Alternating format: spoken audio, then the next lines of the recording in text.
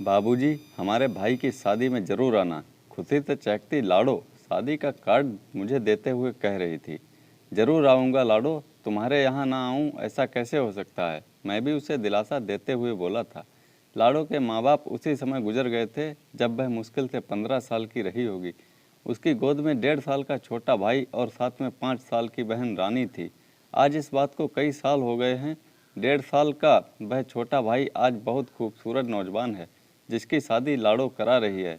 मैं लाडो के जाते ही पुरानी यादों में खो गया। उसके पिता आंध्र प्रदेश से यहाँ मजदूरी करने आए थे, जो साइकिल मरम्मत की दुकान द्वारा अपना परिवार चलाते थे। वे किराए की अग्गी में पत्नी व बच्चों के साथ रहते थे। उसी मोहल्ले में जग्गा बदमाश भी रहता था जिसकी निगाह 14 साल की लाडो पर जा टिकी।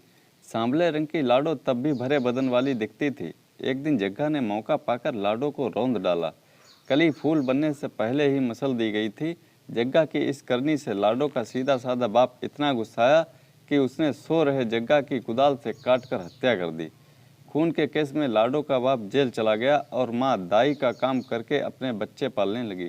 इधर लाडो पेट से हो गई थी तो उसकी माँ लोक लाज के डर से मोहल्ला बदलकर इधर आ गई।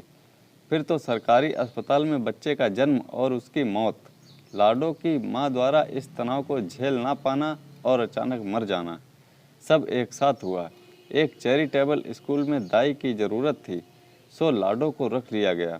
सुबह नियमित समय पर आना, अपना काम मन से करना, सबसे मीठा बोलना लाडो के ऐसे गुण थे कि वह सभी का सम्मान पाने लगी।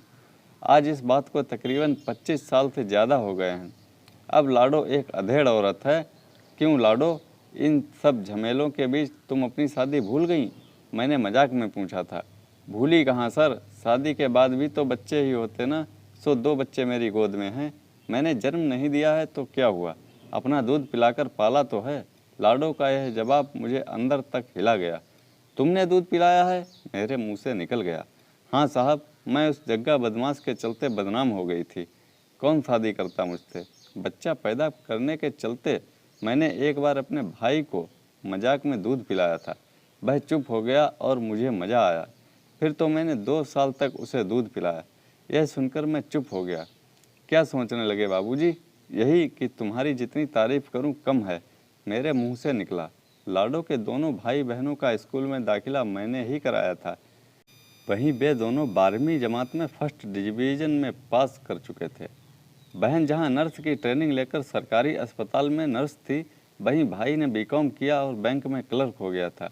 उसी की शादी का कार्ड लेकर लाडो मेरे पास आई थी। लाडो, तुमने इतना कुछ कैसे कर लिया? मैंने एक दिन उससे पूछा था। यह सोचने का समय कहाँ था साहब। बाप जेल में, माँ मर गई, रिश्तेदारों में से कोई झांकने तक नहीं आया। इसलिए जैसे तैसे करके जो भी काम मिला करती गई। स्कूल का काम करते हुए, 1-2 घर का काम करते करते जैसे तैसे करके पैसा कमाकर भाई बहन और खुद का पेट भरना था। फीस के अलावा सारे खर्च थे जो पूरा करते करते ज़िंदगी निकल गई। आज सब अपने पैरों पर खड़े हैं तो उनकी शादी करनी है। लाडो ने जब ईडब्ल्यूएस मकान के लिए कहा तो मैं चौंक गया था। मैंने उसे बैंक से लोन दिलवाया था, गारंटी भी मैंने ही दी थी। मज़े की बात यह थी कि उसने पूरी किस्त समय से भरकर मकान अपना कर लिया। इसी तरह दूसरी सारी समस्याओं का सामना भी वह मज़े में करती गई। एक दिन एक अखबार में किसी के खुदकुशी करने की खबर को सुनकर लाडो परेशान हो गई और पूछ बैठी, साहब, लोग खुदकुशी क्यों करते हैं? जो ज़िंदगी से नाराज़ होते हैं या जिन्हें मनचाहा नहीं मिलता वे खुदकुशी कर लेते हैं, मेरा जवाब था। साहब, मेरी पूरी ज़िंदगी में संघर्ष ही रहा। माँ बाप को खोया, बच्चा खोया, मगर लड़ती रही। अगर नहीं लड़ती तो आज ये दोनों अनाथ होते, भटक भटक कर जान दे चुके होते। इसलिए इनके खातिर जीना पड़ा। अब तो आदत हो चुकी है, लेकिन मेरे मन में भी एक बार खुदकुशी करने का विचार नहीं आया। लाडो की इस बात ने मुझे बिल्कुल चुप करा दिया था। तो दोस्तों, कैसी लगी ये कहानी? लाइक करें, कमेंट में हमें बताएं और चैनल को सब्सक्राइब करना ना भूलें। धन्यवाद।